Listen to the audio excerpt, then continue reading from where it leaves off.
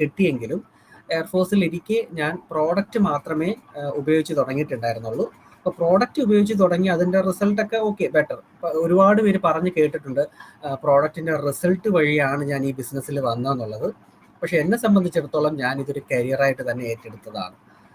അതായത് എയർഫോഴ്സിൽ നിൽക്കുമ്പം എയർഫോഴ്സ് എനിക്ക് എങ്ങനെയാണോ അതുപോലെ ശോഭിക്കാൻ പറ്റിയ മറ്റൊരു കരിയറാണ് ഡയറക്റ്റ് സെല്ലിംഗ് എന്ന് ബോധ്യത്തോടു കൂടി തന്നെയാണ് ഞാൻ ഈ മേഖലയിലോട്ട് വന്നത്. പറയാൻ കാരണം, ഞാൻ എയർഫോഴ്സിൻ്റെ എൻ്റെ റെഗുലർ എൻഗേജ്മെൻ്റ് എന്ന് പറയുന്നത് 20 വർഷത്തേക്കുള്ള ബോണ്ട് സൈൻ ചെയ്തിട്ടാണ് 2003 കയറുന്നത്. 2013-14 ഈ മൈ ലിസ്റ്റിലൊക്കെ തുടങ്ങുന്ന സമയത്ത് തന്നെ എനിക്കിതിൻ്റെ പ്രോഡക്റ്റുകൾ ഉപയോഗിക്കാനുള്ള ഭാഗ്യം കിട്ടി. അപ്പോൾ തന്നെ ഈ ഡയറക്റ്റ് സെല്ലിംഗ് എന്ന മേഖലയെക്കുറിച്ച് കൂടുതൽ അറിയുകയും ഇത് ഏറ്റെടുത്ത് ചെയ്താൽ കൊള്ളാം എന്ന ചിന്തയിൽ എയർഫോഴ്സ് ജോബ് അപ്പം തന്നെ ക്വിറ്റ് ചെയ്യാനുള്ള ഒരുപാട് ശ്രമങ്ങൾ ഞാൻ ചെയ്തിരുന്നു. പക്ഷെ ഡിഫൻസ് സെക്ടർ ആയതുകൊണ്ട് തന്നെ അങ്ങനെ അത്ര വേഗം നമുക്ക് പുറത്തോട്ട് ഒരു വഴി തുറന്ന് അവർ തരില്ല. അത് നീണ്ടു 3-4 വർഷമൊക്കെ നീണ്ടു. അങ്ങനെ പിന്നെ ഞാൻ നമ്മുടെ പ്രിയപ്പെട്ട, നിങ്ങളെല്ലാവരും അറിയുന്ന നമ്മുടെ പ്രിയപ്പെട്ട ഡയമണ്ട് എക്സിക്യൂട്ടീവ്സ് ആയിട്ടുള്ള, ഇപ്പോഴത്തെ ഡയമണ്ട് എക്സിക്യൂട്ടീവ്സ് ആയിട്ടുള്ള അനൂപ് സാറും അനീസ് സാറും ആയിട്ടൊക്കെ ഡിസ്കഷൻ ചെയ്തിട്ടുണ്ടായിരുന്നു. സാർ എനിക്കിങ്ങനെ ജോലി മാറ്റി വെച്ചിട്ട് ഇറങ്ങണം എന്നുണ്ട്, പക്ഷെ പല കാരണങ്ങളാൽ അവർ വിടുന്നില്ല. അത് ഡിഫൻസ് സെഗ്മെന്റ് ആയതുകൊണ്ടാണ് അവരങ്ങനെ വിടാത്തത്. അപ്പോൾ അവർ പറഞ്ഞു, വിനീതേ ഒന്ന് ക്ഷമിക്കും, കുറച്ച് നാളും കൂടി എങ്ങനെയൊക്കെ പിടിച്ച് നിൽക്ക്, സമയം വരും, നമ്മുടെ സമയവും വരും.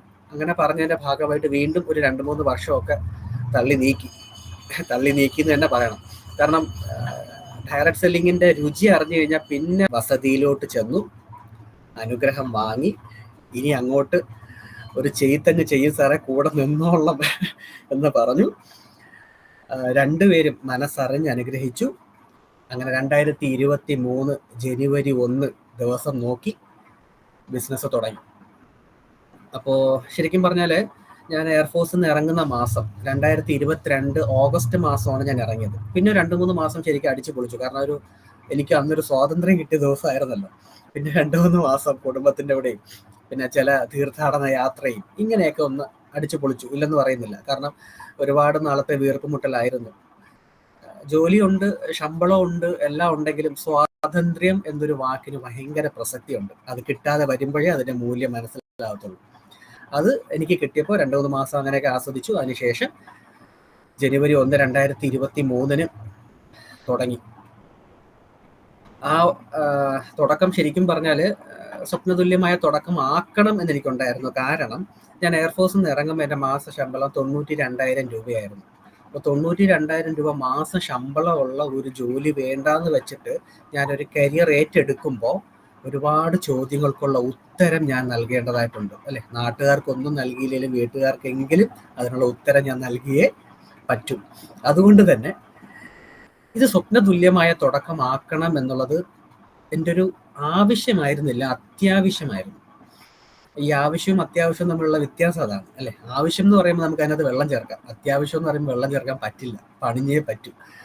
അപ്പോൾ ജനുവരി മുതൽ ശരിക്കും പറഞ്ഞാൽ ഒരു തീരുമാനം എടുത്തതിൻ്റെ ഭാഗമായിട്ട് ഓടിത്തുടങ്ങി. എനിക്ക് വളരെ ഒരു വെല്ലുവിളിയായിരുന്നു ഞാൻ എടുത്ത തീരുമാനം ശരിയെന്ന്. കാരണം എക്സ് സർവീസ്മെൻ കോട്ട എനിക്കുണ്ട്. ഒരു 6 മാസം വീട്ടിലിരുന്ന് നന്നായിട്ടൊന്ന് പരിശ്രമിച്ചാൽ വീണ്ടും ഏതെങ്കിലും ഒരു ബാങ്കിലോ ഇൻഷുറൻസ് സെഗ്മെന്റിലോ എവിടെയെങ്കിലും എനിക്ക് കയറാം, ദൈവം സഹായിച്ച് കയറാൻ പറ്റും. അതിനുള്ള വഴിയുണ്ട്, പഠിക്കണം എന്നേ ഉള്ളൂ. അങ്ങനെ കയറിയാലോ 2 പെൻഷൻ, പിന്നെ പേ പ്രൊട്ടക്ഷൻ, ചുമ്മാ ഇരുന്നാൽ പോലും ചിലപ്പം 80,000 1 ലക്ഷമൊക്കെ ശമ്പളം കിട്ടിയതിരിക്കും. അപ്പം അങ്ങനെയുള്ള ഒരു അടുത്തൊരു സെക്കൻഡ് കരിയർ വേണ്ടാന്ന് വെച്ചിട്ട് ഡയറക്റ്റ് സെല്ലിങ്ങിനെ സെലക്ട് ചെയ്യുമ്പോൾ ആ വെല്ലുവിളി മനസ്സിൽ അറിഞ്ഞുകൊണ്ട് തന്നെയാണ് ഇറങ്ങിയത്. അപ്പോൾ എൻ്റെ അച്ഛനും അമ്മയും വൈഫും ഒക്കെ ഒരു സപ്പോർട്ടീവ് ആയിരുന്നു. കാരണം ഞാൻ എന്തെങ്കിലും ഒരു തീരുമാനം എടുത്തിട്ടുണ്ടെങ്കിൽ അത് ചെയ്യുമെന്നവർക്ക്, അത് നല്ലതാണോ ഇല്ലയോ എന്നുള്ളതല്ല, പക്ഷെ അത് മോശമായിരിക്കില്ല എന്ന് അവർക്കൊരു വിശ്വാസമുണ്ട്. അപ്പം അതിന് പുറത്ത് ഞാൻ ആ തീരുമാനം എടുത്തു. ആ സമയത്ത് തന്നെ ദൈവം സഹായിച്ച് ഗ്രീൻ ചേംബർ ഇന്റർനാഷണൽ GCAയുടെ ഒരു തായ്ലൻഡ് കോൺടെസ്റ്റ് വെച്ചിട്ടുണ്ടായിരുന്നു. ഇനി ഞാൻ അങ്ങോട്ട് പറയുന്നത് എൻ്റെ മൈ ലൈഫ് യാത്രയിൽ കഴിഞ്ഞ 1 വർഷവും 7 മാസവും നടന്ന സംഭവങ്ങളാണ് ഏകദേശം പറയാൻ ഉദ്ദേശിക്കുന്നത്. കാരണം അതാണ് എൻ്റെ എക്സ്പീരിയൻസ്, അതിനപ്പുറം എനിക്ക് പറയാനില്ല. അതിൽ ഓരോ സമയത്തും നടന്ന കാര്യങ്ങൾ ഞാൻ എങ്ങനെ ഫോക്കസ് ചെയ്തു, ഞാൻ എങ്ങനെ എത്തി, ഇതാണ് മെയിനായിട്ട് ഉദ്ദേശിക്കുന്നത്. അപ്പം ഞാൻ ജനുവരി വരുമ്പോൾ തന്നെ ഒരു തായ്ലൻഡ് കോൺടെസ്റ്റ് നമ്മുടെ GCA വെച്ചിട്ടുണ്ടായിരുന്നു. ഇത്ര ലക്ഷം BV, ഒരു 3 ലക്ഷം BV ഒക്കെ മാച്ചിങ് വരുന്നവർ തായ്ലൻഡ് കോൺടെസ്റ്റ് വിത്തിൻ 2 months അങ്ങനെ എന്തോ ആയിരുന്നു. മാർച്ച് 10 കട്ട് ഓഫ് അങ്ങനെ എന്തോ ആയിരുന്നു, ഓർമ്മ വരുന്നില്ല. അപ്പം ശരിക്കും പറഞ്ഞാൽ 2 മാസത്തിനകത്ത് അത് അച്ചീവ് ആകണം എന്നായിരുന്നു. അപ്പം എൻ്റെ മുന്നിൽ വരുന്ന ഇതെല്ലാം എനിക്ക് മുന്നോട്ട് പോകാനുള്ള ചവിട്ടുപടികളാണെന്ന് ഞാൻ ആ ദിവസം മുതലേ ചിന്തിക്കാൻ തുടങ്ങി. അത് ഞാൻ ചിന്തിച്ചത് മാത്രമല്ല, എന്നെ വിശ്വസിച്ച 3-4 പേരിൽ ആ വിശ്വാസം പകർന്നു കൊടുക്കാനും എനിക്ക് പറ്റി. അതിൻ്റെ ഫലമായിട്ട് മാർച്ച് 10 എന്തോ ക്ലോസിങ് കഴിഞ്ഞപ്പോഴേക്കും ഞാനടക്കം എൻ്റെ ടീമിൽ നിന്ന് മൊത്തം 5 പേര് തായ്ലൻഡ് കോൺടെസ്റ്റ് വിജയിച്ചു. ഞാൻ പറഞ്ഞു, ഞാനത് ഉൾക്കൊള്ളുക എന്നതുകൊണ്ട് മാത്രം ഈ ബിസിനസ്സിൽ വിജയിക്കാൻ പറ്റില്ല. കൂടെ നിൽക്കുന്നവർക്ക് കൂടി അത് പകർന്നു കൊടുക്കാൻ പറ്റുമ്പോഴാണ് ആ ഒരു മാറ്റം വരുന്നത്. അപ്പം എനിക്കത് തുടക്കം മുതലേ ഒരു പരിധി വരെ പറ്റി എന്നുള്ളതാണ്, ഒരു പരിധി വരെ. അപ്പം ഞാനും എൻ്റെ ടീമിലെ 4 പേര്, അങ്ങനെ മൊത്തം 5 പേര് അച്ചീവ് ചെയ്തപ്പോൾ ഈ മാർച്ച് മാസം ആയപ്പോഴേക്കും, അത് ജനുവരി മുതൽ മാർച്ച് മാസം ആയപ്പോഴേക്കും എനിക്ക് തോന്നുന്നു ഞാൻ DTC STC ഒക്കെ ആയി തോന്നും. ആദ്യത്തെ ഈ ബിസിനസ് തുടങ്ങി ആദ്യത്തെ 18 ദിവസം, ഡേയ്സ് എനിക്ക് ഓർമ്മയില്ല, എന്നാൽ ഏകദേശം ഒരു 18 ദിവസം ആയപ്പോഴേക്കും ഞാൻ ടീം കോർഡിനേറ്റർ ആയിരുന്നു. പിന്നെ അതിനുശേഷം ഒരു 15 ദിവസത്തോളം എടുത്തു എന്ന് തോന്നുന്നു, ഏരിയ ടീം കോർഡിനേറ്റർ ആയിരുന്നു. പിന്നെ 10 ദിവസം പോലും എടുത്തില്ല, ഡിസ്ട്രിക്ട് ടീം കോർഡിനേറ്റർ ആയിരുന്നു. പിന്നെ എനിക്ക് തോന്നുന്നു ഒരു 23 ദിവസമാണെന്ന് തോന്നുന്നേ, കണക്ക് ഓർമ്മയില്ലേ, കണക്കിൽ ചെറിയ പ്രശ്നമുണ്ട്, എന്നാലും നേട്ടങ്ങൾക്ക് പ്രശ്നങ്ങളൊന്നുമില്ല. ഒരു 23 ദിവസങ്ങൾക്കകം സോണൽ ടീം കോർഡിനേറ്റർ എന്ന റാങ്കിലോട്ട് എത്തി. അപ്പോൾ നമ്മുടെ എന്താ പറയുക, GC വെച്ച് വിഹാൻ എന്നൊരു പ്രോഗ്രാം അല്ലെ, 23 മെയ് 2023 വിഹാൻ എന്നൊരു മെഗാ പ്രോഗ്രാം പ്ലാൻ ചെയ്തിട്ടുണ്ടായിരുന്നു. അപ്പം ആ ഒരു പ്രോഗ്രാമിൽ ഞാൻ അനൂപ് സാറിനോട് ചോദിച്ചപ്പോൾ അദ്ദേഹം പറഞ്ഞത് STC ആയാൽ മാത്രമേ ആ സ്റ്റേജിൽ ഉള്ളൂ, റെക്കഗ്നീഷൻ ഉള്ളൂ, അല്ലെങ്കിൽ പിന്നെ ഏതെങ്കിലുമൊക്കെ PBO അങ്ങനെ എന്തെങ്കിലുമൊക്കെ അടിച്ച് കയറണം. പക്ഷെ ഇനി ഇത് STC ആയിട്ട് കയറുന്നതാണ് ഒരു സുഖം എന്ന് അദ്ദേഹം പറഞ്ഞു. പിന്നെ ഒന്നും നോക്കിയില്ല, അതിനു മുന്നേ STC ആകണം എന്നുള്ളൊരു വാശിയായി ടീമിൽ അത് ചെറിയ തോതിലെങ്കിലും പകർന്നു കൊടുക്കാൻ പറ്റി. 23 മെയ് 2023 വിഹാൻ എന്ന പ്രോഗ്രാം എങ്കിൽ അതിന് കൃത്യം 4 ദിവസം മുന്നേ 19 മെയ് 2023 എൻ്റെ വെഡ്ഡിങ് ആനിവേഴ്സറി ആണ്. അന്ന് ഉച്ച തിരിഞ്ഞ് 3 മണിക്ക് ഞാൻ STC എന്ന റാങ്കും എത്തി. പറയാൻ കാരണം ഇതെല്ലാം ഒരു തീരുമാനത്തിൽ നിന്ന് വരുന്നതാണ് അല്ലേ. പിന്നെ വരുന്നതൊക്കെ മറ്റേ നിവിൻ പോളി പറഞ്ഞ പോലെ ചുറ്റുമുള്ളത് ഒന്നും കാണൂല എന്ന് പറഞ്ഞ പോലെ തീരുമാനം എടുത്തു കഴിഞ്ഞാൽ പിന്നെ ഒന്നും കാണലില്ല, ഓട്ടം മാത്രമേ ഉള്ളൂ. അത് നടത്തിയെടുക്കാൻ പറ്റി എന്നുള്ളത് ഒരു സന്തോഷമുള്ള ഒരു കാര്യമാണ്. പക്ഷെ അതിൻ്റെ ഇടയിൽ ബിസിനസ് അല്ലേ, ഒരുപാട് പ്രശ്നങ്ങൾ വന്നിട്ടുണ്ടായ പ്രതിസന്ധികളൊക്കെ ഉണ്ടെങ്കിലും കണ്ണുടക്കിയത് STCയിലാണ്. അതും വിഹാൻ എന്ന പ്രോഗ്രാമിന് മുന്നേ കയറുന്നു. അപ്പം അങ്ങനെ വിഹാൻ എന്ന പ്രോഗ്രാമിൽ ഞാൻ STC ആയിട്ട് തന്നെ കയറുകയും ചെയ്തു. തായ്ലൻഡ് കോൺടെസ്റ്റ് വിജയിച്ചവരുടെ പട്ടികയിലും ഞാൻ ഉണ്ടായിരുന്നു. എൻ്റെ ടീമിൽ നിന്ന് എനിക്ക് തോന്നുന്നു ആ സമയത്ത് ടീം കോർഡിനേറ്റർ റാങ്കിൽ പെർഫോമൻസ് ബോണസ് അടുപ്പിച്ച് 3 മാസം അടിച്ച 3-4 പേരെ ക്രിയേറ്റ് ചെയ്യാൻ പറ്റി. ശരിക്കും പറഞ്ഞാൽ ആ ഒരു സ്റ്റേജ് കളർഫുൾ ആക്കാൻ പറ്റി. അപ്പം ഈ ഒരു കോൺടെസ്റ്റിൻ്റെ ഇടയിൽ അകത്ത് തന്നെ ഞാൻ എൻ്റെ ടീമിന് വേണ്ടിയിട്ട് ചെറിയ ചെറിയ കോൺടെസ്റ്റ് ഒക്കെ കൊടുത്തിട്ടുണ്ടായിരുന്നു, ക്യാഷ് റിവാർഡ് കൊടുത്തിട്ടുണ്ടായിരുന്നു. പിന്നെ നമ്മുടെ തിരുവനന്തപുരത്ത് ഗോഗോലാൻഡ് റിസോർട്ട് ചെറിയൊരു ട്രിപ്പ്, അങ്ങനെ ചെറുതൊക്കെ ഞാൻ എൻ്റെതായ കൊടുത്തിട്ടുണ്ടായിരുന്നു. പക്ഷെ അൾട്ടിമേറ്റ്ലി ചെന്ന് എത്താൻ ഉദ്ദേശിച്ച സ്ഥലത്ത് എനിക്കും എൻ്റെ ടീമിൽ അന്ന് എൻ്റെ കൂടെ വിശ്വസിച്ച് നിന്നവർക്കും എത്താൻ പറ്റി എന്നുള്ളതാണ് ചെറിയ തോതിലെങ്കിലും വിജയമായിട്ട് വന്നത്. അപ്പം ഞാൻ എൻ്റെ കൺമുന്നിൽ വരുന്നതൊക്കെ എൻ്റെ ഒരു അവസരമായിട്ട് കാണുന്നു എന്ന് പറഞ്ഞത് അതുകൊണ്ടാണ്. അപ്പം ശരിക്കും 19 മെയ് ആയപ്പോൾ തന്നെ, അതായത് ബിസിനസ് തുടങ്ങി 4.5 മാസം ആകുമ്പോൾ തന്നെ STC എന്ന റാങ്കിലോട്ടും എത്താൻ പറ്റി. നേരത്തെ പറഞ്ഞല്ലോ, എൻ്റെ വിശപ്പ് ഇച്ചിരി കൂടുതലായതുകൊണ്ട് എൻ്റെ ഓട്ടത്തിൻ്റെ വേഗതയും ഇച്ചിരി കൂടുതലായിരുന്നു. കാരണം തെളിയിക്കപ്പെടുക എന്ന് പറഞ്ഞാൽ ഭയങ്കര വെല്ലുവിളി അല്ലേ. തെളിയിച്ച് കൊടുക്കുക ഓക്കെയാണ്, പക്ഷെ തെളിയിക്കപ്പെടുക എന്ന് പറഞ്ഞു കഴിഞ്ഞാൽ അത് പ്രവൃത്തിയിലൂടെ മാത്രമേ പറ്റത്തുള്ളൂ. അപ്പം അങ്ങനെ STC എന്ന റാങ്കിലെത്തി. പക്ഷെ അപ്പോഴും ഞാൻ പറയാം, വിഹാൻ എന്ന പ്രോഗ്രാമിൽ സ്റ്റേജിൽ കയറി ഇറങ്ങുമ്പോഴും എൻ്റെ കണ്ണുടക്കിയത് RTC എന്ന റാങ്കിലാണ്. അന്ന് 150ഓളം RTC റാങ്ക് ഹോൾഡേഴ്സാണ് ആ സ്റ്റേജിൽ കയറിയത്. STC 400-ൽ കൂടുതലുണ്ടായിരുന്നു. 400-ൽ കൂടുതൽ കയറി നിൽക്കുമ്പോഴും 150-ൽ കുറഞ്ഞ RTC എന്ന റാങ്ക് ഉടക്കിയെന്ന്. ആ പ്രോഗ്രാം കഴിഞ്ഞപ്പോൾ തന്നെ ഒരു തീരുമാനം എടുത്തു, 2024 ഡിസംബർ കഴിയുന്നതിന് മുന്നേ RTC എന്ന റാങ്കിലെത്തും. ഭയങ്കര ഒരു വെല്ലുവിളിയാണ്. കാരണം ഒരു 7 മാസം കൊണ്ട് എനിക്ക് തോന്നുന്നു 1.5 കോടി രൂപയ്ക്ക് മേലൊക്കെ സെയിൽസ് എടുക്കുക എന്ന് പറഞ്ഞാൽ ഭയങ്കര വെല്ലുവിളിയാണ്. പക്ഷെ എന്നാലും എന്താ പറയുക, വെല്ലുവിളി ഇല്ലെങ്കിൽ പിന്നെ എന്തോ ജീവിതം അല്ലേ. അപ്പം ആ ഒരു തീരുമാനം എടുത്തു, നോക്കാം, പയറ്റി നോക്കാം, പോകുന്നിടത്തോളം പോട്ടെ, എന്തായാലും തീരുമാനം എടുത്തു. ഇനിയിപ്പോൾ അതിൻ്റെ പിന്നാലെ തന്നെ എന്ന് വിചാരിച്ചിട്ട് ഡിസംബറിൽ തന്നെ RTC എന്ന റാങ്കിലോട്ട് എത്തണം എന്നൊരു ഫോക്കസോട് കൂടി തന്നെ പിന്നെ പണി തുടങ്ങി. ആ സമയത്ത് എനിക്ക് തോന്നുന്നു കമ്പനിയുടെ പ്രൊഡക്റ്റ് ചാമ്പ്യൻ ഓഫറൊക്കെ വന്നിട്ടുണ്ടായിരുന്നു അല്ലേ. നമുക്ക് എല്ലാ മാസവും ഇത്ര റീപർച്ചേസ് ഒക്കെ ചെയ്താൽ പ്രൊഡക്റ്റ് ചാമ്പ്യൻ ഓഫർ. അപ്പോൾ ഞാൻ ഈ പറയാൻ പോകുന്നത് ശരിക്കും പറഞ്ഞാൽ പ്രൊഡക്റ്റ് ചാമ്പ്യൻ്റെത് 6 മാസം ഏകദേശം കണ്ടിന്യൂസ് ആയിട്ട് എൻ്റെ ടീമിൽ നിന്ന് എനിക്ക് 11 ലക്ഷം ബിസിനസ് വോളിയമാണ് പ്രൊഡക്റ്റ് ചാമ്പ്യനിൽ മാത്രം എനിക്ക് എടുക്കാൻ പറ്റിയത്. 11 ലക്ഷം ബിസിനസ് വോളിയം വെറും പ്രൊഡക്റ്റ് ചാമ്പ്യനിൽ നിന്ന് മാത്രം എനിക്ക് എടുക്കാൻ പറ്റി. ഞാൻ ഈ പല തുള്ളി പെരുവെള്ളം എന്നൊക്കെ പല സമയത്തും പഠിച്ചിട്ടുണ്ടെങ്കിലും അതൊക്കെ പ്രയോജനപ്പെട്ടത് ഈ ബിസിനസ്സിലാണ്. അപ്പൊ ഇതെല്ലാം കൂടി വന്നത് എൻ്റെയും എൻ്റെ ടീമിലെയും നേട്ടങ്ങൾ. അപ്പൊ ഞാൻ ഈ നേട്ടങ്ങൾ നേടുമ്പോഴും എൻ്റെ ടീമിലുള്ളവരും പലരും 2 മാസം കൊണ്ട് 3 മാസം കൊണ്ട് TCയും 6 മാസം കൊണ്ട് DTCയും ഇങ്ങനെ പല കാറ്റഗറിയിലോട്ട് എത്തിപ്പെട്ടു. അപ്പം എൻ്റെ ഒരു വേഗത കുറച്ചുകൂടി കൂടി എന്ന് വേണം പറയാൻ. അങ്ങനെ ഇരിക്കെ പിന്നെ നമ്മൾ നവംബറിൽ തായ്ലൻഡ് ട്രിപ്പൊക്കെ പോയി. ഒരുപാട് കോൺടെസ്റ്റ് അതിനിടയ്ക്ക് എൻ്റെ ടീമിൽ തന്നെ ഒരിക്കൽ ഇങ്ങനെ ഒരു ഡിസ്ട്രിബ്യൂട്ടർ മീറ്റിംഗ് വെക്കുമ്പോൾ എൻ്റെ തന്നെ പ്രധാനപ്പെട്ട ഒരു ലേഡി ലീഡർ പറഞ്ഞു, സാറേ ഞാൻ 2-3 ദിവസത്തേക്ക് ഒരാഴ്ചത്തേക്ക് ഇവിടെ കാണത്തില്ല, മകളുടെ അടുത്ത് പോവാണ്, ബാംഗ്ലൂരാണെന്ന് പറഞ്ഞു. അപ്പൊ ഞാൻ പറഞ്ഞു ആഴ്ചയൊക്കെ വേണ്ട, ഫ്ലൈറ്റിൽ പോവാ വരിക എന്ന് 2 ദിവസം കൊണ്ട് വന്നാൽ പോരെ. അപ്പൊ ചേച്ചി പറഞ്ഞു, എൻ്റെ പൊന്ന് വിനീത് സാറേ, അതൊക്കെ നമുക്ക് സ്വപ്നങ്ങളല്ലേ ഉള്ളൂ, അതൊക്കെ ചിന്തിക്കാൻ പറ്റുന്നതിനപ്പുറം അല്ലേ. ഞാൻ അപ്പം തന്നെ മൊബൈൽ നോക്കി, Kochi to Bangalore ticket fare 2000 രൂപ പോലും ഇല്ല. അപ്പൊ ഞാൻ ചോദിച്ചു, ചേച്ചിയുടെ കയ്യിൽ 2000 രൂപ ഇല്ലാഞ്ഞിട്ടാണോ ചേച്ചി ഫ്ലൈറ്റ് യാത്ര പോകാത്തത്? ഒരിക്കലും അല്ല, അങ്ങനെ ഒരു ചിന്ത വരാത്ത കൊണ്ടാ. അല്ലെ, ഇപ്പോഴും ചിന്തിക്കുന്നത് നമ്മളെ കൊണ്ട് പറ്റില്ല എന്നാണ്. പക്ഷെ അതിന്റെ ടിക്കറ്റ് ഫെയർ 2000 രൂപ പോലും ഇല്ല. 10000 രൂപ പലിശക്ക് എടുത്ത് എന്തെല്ലാം ചെയ്യുന്നു. കഴിഞ്ഞ മാസം അല്ലെങ്കിൽ ചേച്ചി അരപ്പവന്റെ മാല വാങ്ങിയില്ലേ, എത്ര രൂപയായി?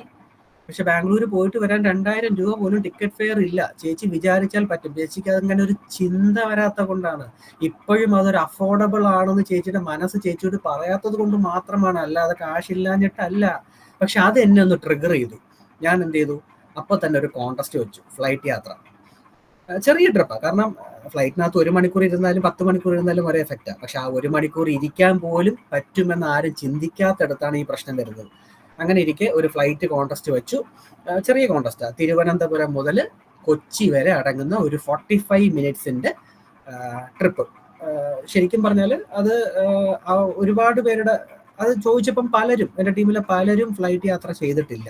അപ്പൊ ഫ്ലൈറ്റ് യാത്ര വലിയ കാര്യമൊന്നും പറയുന്നില്ല, പക്ഷെ ഒരിക്കലും പോകാത്തവർക്ക് അതൊരു വലിയ കാര്യം തന്നെയാണ്. അങ്ങനെ ഇരിക്കെ ഒരു ഫ്ലൈറ്റ് ട്രിപ്പ് വെച്ചു. വളരെ മിനിമം ടാർഗറ്റേ വെച്ചുള്ളൂ. അതായത് സത്യം പറഞ്ഞാൽ എൻ്റെ കയ്യിൽ നിന്ന് കാശ് അങ്ങോട്ട് 50% കൂടുതൽ അങ്ങോട്ട് പോകും, അതെനിക്ക് ഉറപ്പായിരുന്നു. എന്നാലും സാരമില്ല, ജീവിതത്തിൽ ഇന്നേ വരെ നേടാത്ത കുറച്ച് കാര്യങ്ങൾ നേടി എന്ന് ആളുകളുടെ കണ്ണിൽ ആ സന്തോഷം കാണുമ്പോൾ കിട്ടുന്നൊരു അനുഭൂതി ഉണ്ടല്ലോ, അതിരിക്കട്ടെ എന്ന് വിചാരിച്ചു. അങ്ങനെ ഒരു കോൺടെസ്റ്റ് വെച്ചു. 2 മാസത്തേക്ക് ആ കോൺടെസ്റ്റ് വെച്ചത്. പക്ഷെ ദൈവത്തിനാണ് ഞാൻ പറയാം, ആ ട്രിപ്പിൽ ഞങ്ങൾ ഏകദേശം 24 പേര് ആ ട്രിപ്പ് പോയി. അതിൽ 4 പേര് മാത്രമാണ് ഇതിന് മുന്നേ ഒരു തവണയെങ്കിലും ഫ്ലൈറ്റ് യാത്ര ചെയ്തിട്ടുള്ളത്. ബാക്കി 20 പേരും ലൈഫിൽ ആദ്യമായിട്ട് ഒരു ഫ്ലൈറ്റിൽ കയറി. എന്തൊരു ബഹളമായിരുന്നു എയർപോർട്ടിൽ. എനിക്കൊന്നും നിങ്ങളുടെ ടീമിലും അങ്ങനെയൊക്കെ അനുഭവം ഉണ്ടായിട്ടുണ്ടാവും. ഞാൻ എൻ്റെ ഒരു യാത്ര പറയുവാണേ, എന്തൊരു ബഹളമായിരുന്നു. സ്കൂൾ കുട്ടികളെ സ്കൂൾ വിടുന്ന സമയത്തുള്ള ബഹളം പോലെയായിരുന്നു. അത് കണ്ടോ ഇത് കണ്ടോ, നമുക്ക് സത്യം ഞങ്ങൾ പോയിട്ടുള്ളത് കൊണ്ട് അങ്ങനെ തോന്നിയില്ലെങ്കിലും ആ 20 പേരും ആ എയർപോർട്ടിനകത്ത് കയറിയത് മുതൽ, ഫ്ലൈറ്റിൽ കയറിയത് മുതൽ തിരിച്ചിറങ്ങുന്നത് വരെ ആ ഒരു ബഹളം ഞാൻ കണ്ടു. ശരിക്കും പറഞ്ഞാൽ കണ്ണ് നനയിപ്പിച്ചു. കാരണം ഇവരുടെയൊക്കെ ജീവിതത്തിൽ ഇങ്ങനെ നടക്കുമെന്ന് ഇവർ ചിന്തിച്ചിട്ടില്ല എന്നിട്ട് മാത്രം ആ ചിന്ത കൊണ്ട് കൊടുക്കാൻ എനിക്ക് പറ്റി എന്നുള്ള. ഏകദേശം 20ഓളം പേര് ലൈഫിൽ ആദ്യമായിട്ട് ആ ഒരു യാത്ര ആസ്വദിച്ചു. ആ 20 പേരിൽ 10ൽ കൂടുതൽ ആളുകൾ ഇന്ന് എൻ്റെ കൂടെ ഇന്നും ബിസിനസ്സിലുണ്ട്. കാരണം അവർക്ക് കാശ് മാത്രമല്ല ഉണ്ടാക്കി കൊടുക്കാൻ ഞാൻ നോക്കിയത്, ഒരു ചിന്ത കൂടി ഉണ്ടാക്കി കൊടുക്കാൻ ശ്രമിച്ചു എന്നുള്ളതാണ്. ആ 10ൽ കൂടുതൽ പേര് ഇന്നും എൻ്റെ കൂടെ ഉണ്ട് എന്നുള്ളതാണ് എനിക്ക് ഇപ്പോഴും പറയാനുള്ളത്. സത്യം അങ്ങനെ ഒരു ഫ്ലൈറ്റ് ട്രിപ്പ് വെച്ചു, അത് നേടി. പിന്നെ അതിനുശേഷം 2-3 റിസോർട്ട് യാത്ര. കാരണം അങ്ങനെ ഒരു ലൈഫ് അവർ ചിന്തിച്ചിട്ട് പോലുമില്ല. അങ്ങനെ ഒരു കോൺടെസ്റ്റ് വെച്ചാൽ അത് ഇതിൽ പലതിലും ചിലപ്പം 50% ഒക്കെ എനിക്ക് തന്നെ ആയിരിക്കും കൊടുക്കേണ്ടി വന്നിട്ടുള്ളത്. എന്നാലും സാരമല്ല, ഇവരൊക്കെ നാളെ എൻ്റെ പില്ലേഴ്സ് ആകും എന്നുള്ളൊരു ചിന്തയിൽ ഞാൻ അതൊക്കെ അങ്ങ് കണ്ണും പൂട്ടി തന്നെ അങ്ങ് വച്ചു. അങ്ങനെ RTCയിലോട്ടുള്ള യാത്ര പതുക്കെ വന്നു. ഡിസംബറായി, RTC ആകാൻ പറ്റിയില്ല. എന്നാലും ഞാൻ ടാർഗറ്റ് ചെയ്തതിൻ്റെ 90% എനിക്ക് പിടിക്കാൻ പറ്റും. അതായത് 7-8 മാസം കൊണ്ട് 1.5 കോടി രൂപയ്ക്ക് മേലെ എടുക്കേണ്ട ആ സ്ഥലത്ത് എനിക്ക് 1 കോടി രൂപയ്ക്ക് മേലെ സെയില് 7 മാസം കൊണ്ട് എടുക്കാൻ പറ്റി. ആ ഒറ്റ കാരണം എന്ന് പറയുന്നത് ആ ഒരു തീരുമാനത്തിൽ നിന്നാണ് ഉണ്ടായത്. ആ ഒരു ഡിക്ലറേഷൻ ഞാൻ 7 മാസം മുന്നേ നടത്തി ചെയ്യുമെന്ന് പ്രതീക്ഷിച്ച് ഓടി, നടന്നില്ല. പക്ഷെ എന്നാലും 90% എനിക്ക് പഠിക്കാൻ പറ്റി. ആ ഡിസംബർ ആയപ്പോൾ ഞാൻ അടുത്ത ടാർഗറ്റ് വെച്ചു, മാർച്ച് മാസം. അപ്പോഴേക്കും നമ്മുടെ GCയുടെ തന്നെ ഫേസ് എന്നൊരു പ്രോഗ്രാം അല്ലെ, 21 ഏപ്രിലാന്ന് തോന്നുന്നു, 21 ഏപ്രിലിന് ഫേസ് എന്നൊരു പ്രോഗ്രാം, ഫേസ് 2024 എന്നൊരു പ്രോഗ്രാം പ്ലാൻ ചെയ്തിട്ടുണ്ടായിരുന്നു. അപ്പോൾ വിചാരിച്ചെന്നാൽ ആ പ്രോഗ്രാമിന് RTC ആയിട്ട് തന്നെ കയറണം. അപ്പോൾ അങ്ങനെ ഇരിക്കെ ജനുവരിയിൽ എന്തോ ഒരു RTP വന്നു. അപ്പോൾ RTPയിൽ സാധാരണ ഡിക്ലറേഷൻ ഉണ്ടാവാറുണ്ടല്ലോ. അപ്പം ഞാൻ പറഞ്ഞു ഫേസ് പ്രോഗ്രാമിന് RTC ആയിട്ട് കയറുമെന്ന് എല്ലാവരും ഇവിടെ പറയും, പക്ഷെ ഞാനത് പറയില്ല. അതിന് മുന്നേ ഞാൻ RTC ആയിരിക്കും, മാർച്ച് 8 എന്നൊരു ഡേറ്റ് ഉണ്ടെങ്കിൽ ഞാൻ RTC ആയിരിക്കും എന്ന് ജനുവരിയിൽ ഒരു RTPയിൽ പറഞ്ഞ. സത്യം പറഞ്ഞാൽ മാർച്ച് 8 എന്ന് വെറുതെ അങ്ങ് അടിച്ചു വിട്ടതാണ്. പക്ഷെ എന്നാലും ഫേസ് പ്രോഗ്രാമിന് കയറിയിരിക്കും എന്നതിന് പകരം ഫേസിന് മുന്നേ ആയിരിക്കും എന്നാണ് ഞാൻ പറഞ്ഞ വിശ്വസിക്കില്ല. മാർച്ച് 8 ഒരു ക്ലോസിംഗ് ആണ്. അന്ന് അതിരാവിലെ 3 മണിക്ക് RTC റാങ്ക് ഞാൻ അടിച്ചു. പക്ഷെ ജനുവരിയിൽ പറയുമ്പോൾ ഞാൻ ഒട്ടും പ്രതീക്ഷിച്ചില്ല മാർച്ച് 8 തന്നെ അടിക്കും എന്നുള്ളത്. കാരണം മാർച്ച് 8 ആ ഒരാഴ്ച ഉണ്ടല്ലോ, 7 ദിവസമാണല്ലോ നമ്മുടെ വീക്കിലി കട്ട് ഓഫ്. എനിക്ക് തോന്നുന്നു 6 ലക്ഷം ബിസിനസ് വോളിയം എന്തോ എനിക്ക് കുറവാണ് RTC ആവാൻ. അപ്പൊ ഫേസിന് മുന്നേ എന്തായാലും ആവാനകത്ത് സംശയമൊന്നുമില്ല. പക്ഷെ ഈ മാർച്ച് 8 ആ ഒരാഴ്ച 6 ലക്ഷം BV എന്തോ വേണമായിരുന്നു. വലിയ പ്രതീക്ഷയൊന്നും വെച്ചില്ല. 6 ലക്ഷം BV ഒന്നും ആഴ്ച കയറാനുള്ള സാഹചര്യം ഇല്ലായിരുന്നു. പക്ഷെ ദൈവം അവിടെയും കൂടെ ഉണ്ടായിരുന്നു. അതായത് പ്രതീക്ഷിക്കാത്ത സ്ഥലങ്ങളിൽ നിന്ന് പോലും എന്നെക്കാളും ആവേശത്തിൽ MI ഈഗിൾ, MI ലയൺ എന്നൊക്കെ കാറ്റഗറിയിലോട്ട് കയറണം എന്ന് വിചാരിച്ച് കുറേ പേരങ്ങ് വന്നപ്പോൾ രാത്രി ഉറക്കമില്ല. കാരണം കയറി പോവോ, ഇത് എങ്ങോട്ടാ പോകുന്നത് നോക്കണമല്ലോ എന്ന് വിചാരിച്ചു. അവസാനം അതിരാവിലെ 3 മണി ആയപ്പോൾ സ്ക്രീൻഷോട്ട് എടുക്കാൻ പറ്റി. റീജിയണൽ ടീം കോർഡിനേറ്റർ രാവിലെ 7 മണിയായി പുലർന്നു. ആദ്യം അനൂപ് സാറിനെ വിളിച്ചു, കോൾ പോകുന്നില്ല. അനീസ് സാറിനെ വിളിച്ചു. ഇനീസ് എന്താടാ? ഞാൻ സാറേ അടിച്ചു സാറേ എന്ന് പറഞ്ഞു. പുള്ളി പറഞ്ഞു ഓക്കെ, നല്ലൊരു ഫോട്ടോ ഇട്ടേക്ക്, പോസ്റ്റർ സെറ്റ് ആക്കിയേക്കാം. ഞാൻ സാറേ അനൂപ് സാറിനെ വിളിച്ചിട്ട് കിട്ടുന്നില്ല. കുഴപ്പമില്ല, അണ്ണ ഇവിടെ ഉണ്ട്, ഞാൻ പറഞ്ഞോളാം. ആദ്യം അവരെ വിളിച്ചു. പിന്നെ എൻ്റെ നാഷണൽ ടീം കോർഡിനേറ്ററായ രാജേഷ് സാറിനെ വിളിച്ചു പറഞ്ഞു. പിന്നെ എൻ്റെ ടീമിലുള്ള അസോസിയേറ്റ്സ് ഒക്കെ അപ്പോഴാണ് അറിയുന്നത് ഞാൻ RTC അടിച്ചു എന്നുള്ളത്. പക്ഷെ ഞാൻ RTC അടിക്കുന്ന അതേ ആഴ്ച തന്നെ എൻ്റെ ടീമിൽ നിന്ന് ഒരു DTCയും 2 TC ഒക്കെ ഉണ്ടായി ആ MI മന്തിൽ. അപ്പം ശരിക്കും പറഞ്ഞാൽ കൂടെ ഉള്ളവരുടെ റാങ്ക് അപ്ലിഫ്റ്റ്മെന്റും ഞാൻ പ്ലാൻ ചെയ്തിരുന്നു എന്നുള്ള സത്യം. കാരണം ഇപ്പൊ ഞാൻ ഒരു വർഷവും 7 മാസമായിട്ട് ഇപ്പൊ ഞാൻ RTC കഴിഞ്ഞ് നിൽക്കുവാണ്. ഇപ്പൊ അപ്കമിങ് NTC എന്നൊന്നും പറയാറായിട്ടില്ല കേട്ടോ, അതൊരു പൊളിവചനമായിപ്പോ അതൊന്നും ആയിട്ടില്ല. പക്ഷെ എന്നാലും 1 വർഷം 7 മാസം കൊണ്ട് RTC ആയി. അപ്പൊ അത് വെച്ച് നോക്കുമ്പോൾ NTC പ്ലാൻ ചെയ്തിട്ടുണ്ടേ, അത് പറയാം, ഈ മീറ്റിംഗ് അവസാനിക്കുമ്പോൾ പറയാം. ദൈവം സഹായിക്കട്ടെ, അതും എത്താൻ പറ്റട്ടെ. അപ്പോൾ ഞാൻ ഈ RTC നിൽക്കുമ്പോഴും ഞാൻ എപ്പോഴും പ്രൗഢിയോടുകൂടി പറയുന്നത് എൻ്റെ ടീമിൽ നിന്ന് 17ഓളം TC ആൻഡ് അബവ് ലീഡേഴ്സിനെ എനിക്ക് കഴിഞ്ഞ 1.5 വർഷം കൊണ്ട് ക്രിയേറ്റ് ചെയ്യാൻ പറ്റി. ഇപ്പോഴത്തെ കണക്ക് പ്രകാരം 3 ZTC, അതായത് കഴിഞ്ഞ 1.5 വർഷത്തെ ഡെവലപ്മെന്റ് ഞാൻ ഡയറക്റ്റ് ഫോക്കസ് ചെയ്യുന്ന കാര്യമാണ് ഞാൻ പറയുന്നത്. 3 ZTC, 3 DTC, 3 ATC, 8ഓളം TC, ഇതെല്ലാം കഴിഞ്ഞ 1 വർഷം 7 മാസം കൊണ്ട് എനിക്ക് ക്രിയേറ്റ് ചെയ്യാൻ പറ്റിയതാണ്. ഞാൻ RTC എന്നതിലുപരി ഇത്രയും റാങ്ക് ഹോൾഡേഴ്സ് എൻ്റെ കൂടെ ഉണ്ട് എന്നുള്ളതാണ്. അതിൽ തന്നെ ഒരു ATC മിക്കവാറും ഈ MI മന്തിൽ DTC ആവും. പിന്നെ പുതിയ ഒരു TC പൈപ്പ് ലൈനിലാണ്, അത് മിക്കവാറും ഈ MI മന്തിലാവും. അല്ലാതെ ഒരു 1-2 ചെറിയ റാങ്കുകളൊക്കെ ഇങ്ങനെ വന്ന് നിൽപ്പുണ്ട്. അപ്പൊ ഞാൻ പറഞ്ഞു വന്നത്, ഞാൻ നേടി എന്നതിലുപരി ടീമിലുള്ളവരെ നേടിക്കൊടുക്കാനും പറ്റിയെന്ന്, അതിന് ഒരു നിമിത്തമാകാൻ പറ്റിയത് കൊണ്ടാണ് ഈ ഒരു ഓട്ടം എനിക്ക് ഇവിടം വരെ എത്താൻ പറ്റിയത്. ഇനി അടുത്തത് NTCക്കുള്ള ഫോക്കസ് ആണ്. അത് ഇച്ചിരി ദൂരം കൂടുതലാണെന്നറിയാം, എന്നാലും അതിനും ഒരു ഡേറ്റ് വച്ചിട്ടുണ്ട്. അപ്പം ഞാൻ ഇന്ത്യൻ എയർഫോഴ്സിൽ നിന്ന് ഈ ബിസിനസ്സിനെ കരിയറായിട്ട് ഏറ്റെടുക്കാൻ 1-2 കാരണങ്ങളുണ്ട്. അത് ഞാൻ എടുത്തു പറയാം. വിനീത് എന്താണ് എന്ന് വിനീതിന് നന്നായിട്ട് അറിയാം, പക്ഷെ വിനീതിനെ കൊണ്ട് എന്ത് പറ്റും എന്നുള്ളത് വിനീതിന് നന്നായിട്ട് അറിയില്ല. അതിന് പറ്റിയ ഒരു മേഖലയാണ് ഡയറക്റ്റ് സെല്ലിംഗ്. അതിൽ തന്നെ ഏറ്റവും മികച്ച പ്ലാറ്റ്ഫോമാണ് മൈലേജ് സ്റ്റേൽ അല്ലേ. ഇപ്പൊ ഈ മീറ്റിംഗിൽ ഇരിക്കുന്നവർ പോലും ചിന്തിച്ചിട്ടുണ്ടാവോ ഇത്ര പോലും നമ്മൾ എത്തിയിട്ടുണ്ടാവോ, അല്ലെങ്കിൽ ഇത്ര പോലും നമ്മൾ ചെയ്യുമായിരുന്നു എന്തെങ്കിലും ചിന്തിച്ചിട്ടുണ്ടോ അല്ലെ. നമ്മുടെ ഉള്ളിലെ കഴിവുകളെ നമുക്ക് തന്നെ എന്താ പറയാ തിരിച്ചറിയാൻ സഹായിക്കുന്ന ഒരു ബിസിനസ് രീതിയാണ് ഡയറക്റ്റ് സെല്ലിംഗ്. ശരിക്കും പറഞ്ഞാൽ എന്നെ ഏറ്റവും കൂടുതൽ മോട്ടിവേറ്റ് ചെയ്യുന്നതും ആ ഫാക്ടറാണ്.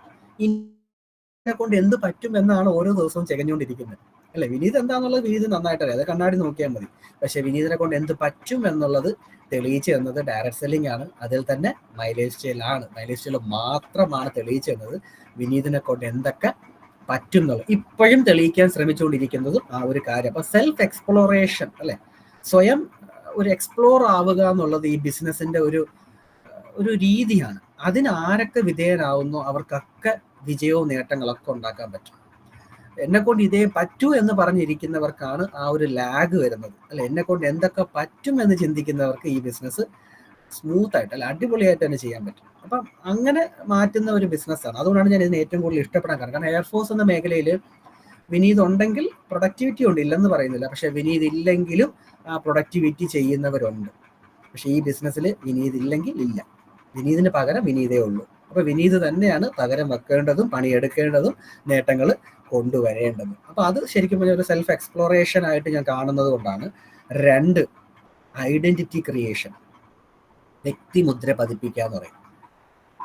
ഈ മേഖലയിൽ നമുക്ക് നമ്മുടേതായ ഒരു വ്യക്തിമുദ്ര പതിപ്പിക്കാൻ പറ്റും. കഴിഞ്ഞ ഒരു വർഷവും 7 മാസമൊക്കെ ആയിട്ട് ഞാൻ ചെയ്യാൻ ശ്രമിക്കുന്നതും അതാണ്. അതായത് വിനീത് എന്ന വ്യക്തി ഇന്ന് റീജിയണൽ ടീം കോർഡിനേറ്റർ എന്ന റാങ്കിൽ നിൽക്കുമ്പോൾ അതൊരു വ്യക്തിമുദ്ര പതിപ്പിച്ച ഒരു പദവിയാണെന്ന് ഞാൻ വിശ്വസിക്കുന്നു. ഇനി അടുത്ത നാഷണൽ ടീം കോർഡിനേറ്റർ ചെല്ലുമ്പോഴും അത് തന്നെയാണ്, ടീമിലെ നേട്ടങ്ങളും അതൊക്കെ തന്നെയാണ്. അപ്പോൾ ഒരു വ്യക്തിമുദ്ര പതിപ്പിക്കാൻ പറ്റിയ ഒരു ബിസിനസ്സാണ് ഇത് എന്ന് എനിക്ക് വ്യക്തമായ ധാരണ ഉള്ളത് കൊണ്ട് ആ ഒരു വേഗത എനിക്ക് നിർണ്ണയിക്കാൻ പറ്റും. അപ്പോൾ ശരിക്കും അല്ലെ, പലരും പറയാറുണ്ട് എന്താ പറയുക, ജോലിയൊന്നും ഇല്ലാതെ ഇരിക്കുന്നവർക്ക് ചെയ്യാൻ പറ്റുന്ന മേഖലയാണ് ഇത് എന്ന് പലരും പറഞ്ഞു കേൾക്കാറുണ്ട്. സത്യം പറഞ്ഞാൽ ഏറ്റവും കൂടുതൽ ജോലി ഇവിടെ അല്ലേ, ഏറ്റവും കൂടുതൽ കഷ്ടപ്പാട് ഇവിടെ അല്ലേ. മനുഷ്യരെ ഡീൽ ചെയ്യാന്ന് പറഞ്ഞാൽ വേറെ എവിടെയാ ബുദ്ധിമുട്ടുള്ളത്? എന്താ ഏറ്റവും കൂടുതൽ ജോലി ഉള്ളത് ഇവിടെയാ, ഏറ്റവും കൂടുതൽ റെക്കഗ്നീഷൻ ഈ ബിസിനസ്സിനകത്ത്. ഇപ്പം എൻ്റെ കൂടെ വരുന്നവരോടൊക്കെ ഞാൻ പറയുന്നതാണ്, നിങ്ങൾ എന്തിനെ തേടുന്നുവോ അത് നിങ്ങളെയും തേടുന്നു എന്നാണ്. അല്ലെ, ഈ ബിസിനസ്സിൽ വരുന്ന എല്ലാവരും കാശാണോ തേടുന്നത്? ഒരിക്കലും അല്ല. ചിലർ ഇതിനകത്ത് പരിഗണനയാണ് തേടുന്നത്, ചിലർ ഇതിനകത്ത് ആദരവാണ് തേടുന്നത്, ചിലരോ സാമ്പത്തിക ഭദ്രത, ചിലരോ പ്രശംസ, ചിലരോ പ്രീതി. അല്ലെ, പലർക്കും പലതാണ്. പക്ഷെ ഇവിടെ എല്ലാം കിട്ടും. ഇവിടെ എന്താണോ വേണ്ടത് നമ്മൾ അതിനെ തേടി അതുമായി മുന്നോട്ട് പോവുക എന്നുള്ളതാണ്. അപ്പൊ ഏറ്റവും കൂടുതൽ കഷ്ടപ്പാടുള്ളതും ഈ ബിസിനസ്സിലാണ്, എന്നാൽ ഏറ്റവും കൂടുതൽ ഇഷ്ടപ്പെടുന്നതും ഈ ബിസിനസ്സിലാണ്, ഏറ്റവും കൂടുതൽ നേട്ടങ്ങളുള്ളതും ഈ ബിസിനസ്സിലാണ്. അല്ലെ, ഒരാളുടെ 100%ക്കാളും 100 പേരുടെ 1% എഫക്റ്റീവ് എന്ന് ഈ ബിസിനസ്സാണ് നമുക്ക് തെളിയിച്ചു തരുന്നത്. പിന്നെ ഈ ബിസിനസ്സിലെ ഒരു രീതി വെച്ചിട്ട് നമ്മൾ റാങ്ക് കയറും തോറും, റെസ്പോൺസിബിലിറ്റി ഏറ്റെടുക്കും തോറും, വ്യക്തിമുദ്ര പതിപ്പിക്കാൻ പറ്റുന്ന വ്യക്തിത്വങ്ങളായി നമ്മൾ മാറും തോറും നമ്മൾ ഒരുപാട് പേർക്ക് റോൾ മോഡൽ അറിഞ്ഞോ അറിയാതെയോ ആവും. അതൊരു ആത്മവിശ്വാസം. ഇപ്പൊ എന്നെ സംബന്ധിച്ചിടത്തോളം ഇപ്പം അനീസ് സാറോ അനൂപ് സാറോ എന്ന് പറയുന്നത് അവര് ശരിക്കും എന്താ പറയാ, നമ്മുടെ കൂടെ ഇറങ്ങി വരണമെന്നില്ല, അവരവിടെ ഉണ്ട് എന്നുള്ളത് തന്നെ നമുക്കൊരു ധൈര്യമല്ലേ. പലർക്കും അങ്ങനെയാണ് അല്ലേ. ഇപ്പൊ എന്നോട് ചോദിക്കാറുണ്ട്, സാറ് കൂടെ ഉണ്ടോ? സാറ് കൂടെ ഇല്ല, സാറ് മുന്നിലും ഇല്ല പിന്നിലും ഇല്ല കൂടെയില്ല, പക്ഷെ സാർ അവിടെ ഉണ്ട്. അനൂപ് സാറാണേലും അനീസ് സാറാണേലും അവിടെ ഉണ്ട്. അത് തന്നെ ഒരു ധൈര്യമാണ്. പിന്നെ എന്തു വേണം? നമുക്ക് പണിയെടുക്കാൻ നമുക്ക് അറിയാം. നമ്മൾ വീഴുന്നതിന് മുന്നേ താങ്ങാൻ അവരവിടെ ഉണ്ട്. നമ്മൾ വീണിട്ടല്ല അവർ താങ്ങുന്നത്, വീഴുന്നതിന് മുന്നേ അവരത് താങ്ങും. പിന്നെ എന്ത് പേടിക്കാനാ, ഇറങ്ങി അങ്ങ് പണിയാന്നല്ലാതെ വേറെ ഒന്നും ഇവിടെ ചിന്തിക്കാമല്ലോ. ഒരു തവണ ഇതുപോലെ അനീസ് സാറ് തിരുവനന്തപുരത്ത് ഒരു പ്രോഗ്രാമിന് വന്നിട്ടുണ്ടായിരുന്നു. അപ്പം അദ്ദേഹത്തിന് കാറിൽ കൂട്ടാൻ പോയത് വേറെ തന്നെ, എൻ്റെ തന്നെ ക്രോസിലുള്ള ഒരു ടീമിലെ ഒരു ലീഡറാണ് അദ്ദേഹത്തെ കാറിൽ ക്ഷണിക്കാൻ പോയത്. അപ്പൊ വിനീത വരുന്നോ, നമുക്ക് അതുവഴി പോവാം, ബ്രേക്ക്ഫാസ്റ്റ് ഈവനിങ് ചായ കുടിക്കാന്നൊക്കെ പറഞ്ഞ് വിളിച്ചു. ഞാൻ പറഞ്ഞു, ഇല്ല സാറേ, നിങ്ങൾക്ക് കുറെ പ്ലാനിങ് ഒക്കെ ചെയ്യാനുണ്ടാവുമല്ലോ, ഞാനത് വരുന്നില്ല. കാരണം അത് ക്രോസ് ലെഗാണ്, അവരുടേതായ പ്രൈവസി ഉണ്ടാവും അല്ലെ, നമ്മൾ അതിനകത്ത് കയറുന്നത് നല്ലതല്ലല്ലോ. ഞാൻ പറഞ്ഞു, ഇല്ല സാറേ, നിങ്ങൾക്ക് നിങ്ങളുടേതായ പ്ലാനിങ് ഉണ്ടാവുമല്ലോ. അനിസാർ തിരിഞ്ഞു, എന്തോ പ്ലാനിങ്, പണിയെടുക്കണം, ഇതിനപ്പുറത്ത് ഒരു പ്ലാനിങ് ഇവിടെ ഇല്ല, പണിയെടുത്ത് അവിടെ എല്ലാം കിട്ടും, കയറി വിനീതയെന്ന് പറഞ്ഞു. സത്യം പറഞ്ഞാൽ പുള്ളി ലാഘവത്തോടു കൂടിയാണ് പറഞ്ഞതെങ്കിലും ഒരു പരിധി വരെ അത് തന്നെ അല്ലേ സത്യം.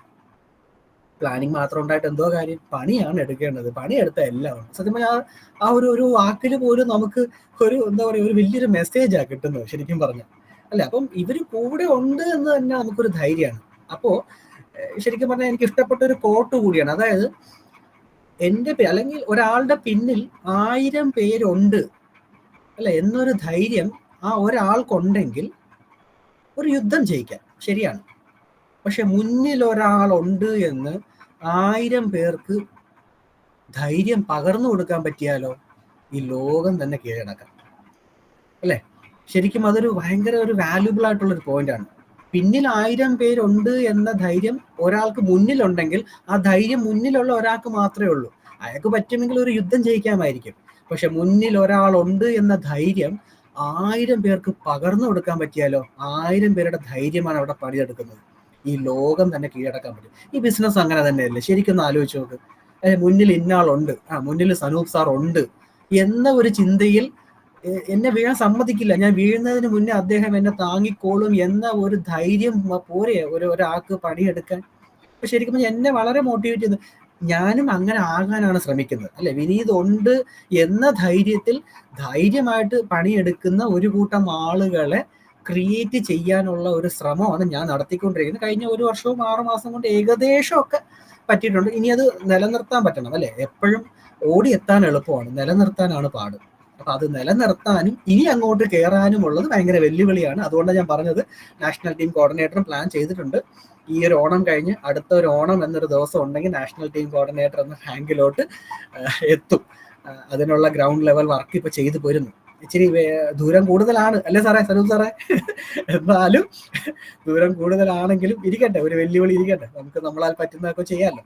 ഇവിടെ വിനീത് എന്ന വ്യക്തിക്കല്ലല്ലോ പ്രാധാന്യം, വിനീത് എന്ന ടീമിനാണ് പ്രാധാന്യം. അപ്പൊ ആ ടീമിന് മുന്നോട്ട് നയിക്കാൻ സർവശക്തനായ ദൈവം കുറച്ചുകൂടി എന്താ പറയാ നല്ല പദ്ധതികളൊക്കെ എനിക്ക് തരാൻ പറ്റട്ടെ എന്ന് വിശ്വസിക്കുന്നു. അപ്പൊ അങ്ങനെ ഒരു ഞാൻ പറഞ്ഞ പോലെ സെൽഫ് എക്സ്പ്ലോറേഷൻ, ഒരു ഐഡന്റിറ്റി ക്രിയേഷൻ, ഇങ്ങനെ കുറച്ച് കാര്യങ്ങളാണ് എന്നെ ഈ ടീമിൽ പിടിച്ചു നിർത്തിയേക്കുന്നതും ഈ ബിസിനസ്സിൽ വളർത്തുന്നതും. അപ്പൊ നിങ്ങൾ ഓരോരുത്തർക്കും നിങ്ങളതിന് ഇതിനേക്കാളും ഭംഗിയായിട്ട് ചെയ്യുന്നവരുണ്ട്, ഇതുപോലെ ചെയ്യുന്നവരുണ്ട്. അപ്പം ഓരോ ലീഡേഴ്സിനും ഓരോ ഐഡന്റിറ്റിയാണ്. അപ്പൊ നിങ്ങൾക്ക് നിങ്ങളുടേതായ പദ്ധതികൾ ഉണ്ടാവും. പക്ഷെ ചുരുക്കം ഇത്രയേ ഉള്ളൂ, ഇരുന്നിട്ടുമില്ല ഇരുത്തിയിട്ടുമില്ല. എന്നും എന്താ പറയാ, നേട്ടങ്ങൾ നേടിയിട്ടേ ഉള്ളൂ, നേടിക്കൊടുത്തിട്ടേ ഉള്ളൂ. ഇതൊരു ശീലമാക്കി മാറ്റാൻ പറ്റുമോ നോക്കുക, അല്ലെ? ഇരുന്നും ഇരുത്തിയും ശീലം ഇല്ല, വളർന്നും വളർത്തിയേ ശീലമുള്ളൂ. അതാ പ്രശ്നം. അപ്പൊ എന്താ പറയാ, കൂടെ ഉള്ളവരെ വളർത്തുക എന്നുള്ളതാണ് മെയിനായിട്ട് ഉദ്ദേശിക്കുന്നത്. അങ്ങനെ ഫോക്കസ് ചെയ്ത് മുന്നോട്ട് പോകുന്നത് കൊണ്ട് ഞാൻ ഈ പറഞ്ഞ പോലെ ഈ മാസം ഒരു DTC വരുന്നുണ്ട്, $2 TC പുതിയത് വരുന്നുണ്ട്. അപ്പൊ അങ്ങനെ കുറച്ച് പേരുടെ വരുമാനങ്ങൾ ഉറപ്പിച്ച് മുന്നോട്ട് പോകാൻ പറ്റുന്നതിലൂടെ നേട്ടങ്ങളും ചെറിയ രീതിയിലൊക്കെ കൊണ്ടുപോകാൻ പറ്റുന്നുണ്ട്. അപ്പോൾ ഏകദേശം ശരിക്കും 10-12 ലക്ഷം രൂപയോളം സമ്പാദിക്കാനും പറ്റി, 2.5 കോടി രൂപയ്ക്ക് മേലെ ടേൺ ഓവർ ക്രിയേറ്റ് ചെയ്യാനും പറ്റി കഴിഞ്ഞ ഒരു വർഷം 7 മാസം കൊണ്ട്. തരക്കേടില്ലാതെ പോകുന്നു എന്നേ പറയാൻ പറ്റൂ, അല്ലെ? അനിസാർ പറയുന്ന പോലെ ഓണം എങ്ങനെ ഉണ്ടെന്ന് ചോദിച്ചാൽ കുഴപ്പമില്ല എന്ന് പറയുന്ന പോലെ വലിയ തരക്കേടില്ലാതെ പോകുന്നുണ്ട്. പക്ഷെ ഇപ്പം ഞാൻ ഒരു വർഷത്തോളം കണ്ണൂരൊക്കെ ആയിരുന്നു. അപ്പൊ കണ്ണൂർ, കോഴിക്കോട് ഭാഗത്തുള്ള ഒരു പ്രത്യേകത ഞാൻ കണ്ടിട്ടുണ്ട്. ബന്ധങ്ങൾക്ക് വളരെ മൂല്യം കൊടുക്കുന്നവരാണ്. അത് പൊതുവെ പറഞ്ഞു കേൾക്കാറുണ്ടല്ലോ. തെക്കൻ കേരളത്തിൽ അത്ര കണ്ടില്ല. അവനവന്റെ കാര്യം നോക്കി മുന്നോട്ട് പോകുന്നതല്ലാതെ അത്ര കണ്ടില്ല.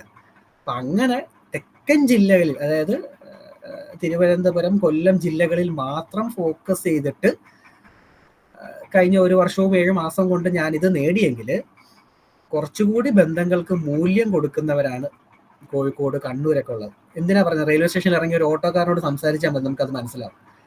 അത്രയ്ക്ക്. കാരണം എനിക്ക് വളരെ ഇഷ്ടപ്പെട്ട 2 ജില്ല കണ്ണൂരും കോഴിക്കോടും. 1 വർഷത്തോളം കണ്ണൂർ നിൽക്കേണ്ടതായിട്ട് വന്നിട്ടുണ്ട്. അപ്പൊ അതുകൊണ്ട് എനിക്കത് മനസ്സിലാവും. കോഴിക്കോട് ഉണ്ടായിരുന്നേ, വടകര ഉണ്ടായിരുന്നു ഒരു 6 മാസത്തോളം, അതുകൊണ്ടാണ്. അപ്പോൾ ആ ഒരു ബന്ധങ്ങൾക്ക് കൂടുതൽ മൂല്യം കൊടുക്കുന്നവരാണ് നിങ്ങൾ. അപ്പം അങ്ങനെ ഇരിക്കെ ശരിക്കും പറഞ്ഞാൽ ഇതിൻ്റെ ഒരു വേഗത, വളരെ വേഗത്തിൽ പോകാൻ പറ്റുന്ന ഒരു, കാരണം ഈ ബിസിനസിന്റെ അടിസ്ഥാനം തന്നെ ബന്ധങ്ങളാണല്ലോ. ആ ബന്ധത്തിന് മൂല്യങ്ങൾ കൊടുക്കുന്നിടത്ത് എന്താ പറയാ, നേട്ടങ്ങൾക്കും മൂല്യം കൂടുന്നതാണ്. അപ്പൊ അത് കുറച്ചുകൂടി വേഗത്തിൽ ചെയ്യാൻ പറ്റുന്ന സാഹചര്യം അവിടെ ഉണ്ട്. ഇവിടെ ഞങ്ങളത് ചെയ്തെടുക്കുന്നുണ്ടെങ്കിൽ ഇതിലും കൂടുതൽ അവിടെയുണ്ട്. പിന്നെ എന്താ പറയാ, ബെല്ലി സാറിന്റെ ടീം എന്ന് പറഞ്ഞാൽ പിന്നെ അതൊരു തീപ്പൊരിയാ. എന്റെ റോൾ മോഡല് ആരെന്ന് ചോദിച്ചാൽ ഞാൻ ആദ്യം അനീസാർ പറയും. 2 ബെല്ലി സാറാട്ടോ രണ്ടാമത്തെ. അതിനകത്ത് വേറെ എന്താ പറയാ, വേറെ ഓപ്ഷൻ ഒന്നും ഇതുവരെയും കൊടുത്തിട്ടില്ല. 1 അനീസാറാ, അത് ആർക്കും കൊടുത്തിട്ടില്ല. 2 ബെല്ലി സാറാണ്. കാരണം ആളുകളെ പിടിച്ചിരുത്താൻ പറ്റുന്ന രീതിക്ക് ആ ഒരു സ്റ്റേജിനെ കൈകാര്യം ചെയ്യാന്ന് വെച്ചാൽ ഒരു കഴിവാണ്. ഞാൻ ഏറ്റവും കൂടുതൽ ഇഷ്ടപ്പെടുന്നതും അതിനെയാണ്. അപ്പൊ അത് വെച്ച് നോക്കുമ്പോൾ നിങ്ങൾക്ക് എന്താ പറയാ, നിങ്ങളുടെ ലീഡർ എന്ന് പറയുന്നത് നിസ്സാരണക്കാരനല്ലാത്തത് കൊണ്ട് തന്നെ കൂടുതൽ പറയുന്നില്ല. പിന്നെ അതുപോലെ സനൂപ് സാറിന് എനിക്ക് വളരെ കുറച്ച് നാളത്തെ പരിചയമേ ഉള്ളൂ. അപ്പൊ ടീമിന് വേണ്ടി ഏത് അറ്റം വരെയും നിൽക്കുന്ന ഒരു വ്യക്തിത്വമാണ് അദ്ദേഹം എന്ന് എനിക്ക് കൃത്യമായിട്ട് അറിയാം.